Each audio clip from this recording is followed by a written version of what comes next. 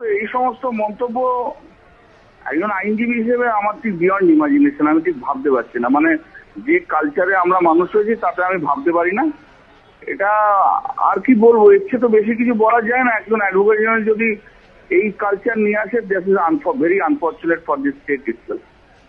This are beyond. আর মহিলাদের একটা সম্মান আছে, সেই সম্মানটা কোর্ট কেন, কোর্টের বাইরে অ্যাডভোকেট জেনারেল কেন, সাধারণ মানুষ সবাই, মহিলাদের সম্মানটা সবসময় দেওয়া উচিত। তাদের ডিগনিটিটাকে কোনো সময় নষ্ট করা উচিত না। কার কি পার্সোনাল পারসেপশন তার ফ্যামিলির জন্য রয়েছে, দ্যাট ক্যানট বি জেনারেলাইজড। কোনো মহিলাকে অসম্মান করা উচিত না, এটুকু বলতে পারি। মহিলাদের অসম্মান করাটা ঠিক নয়।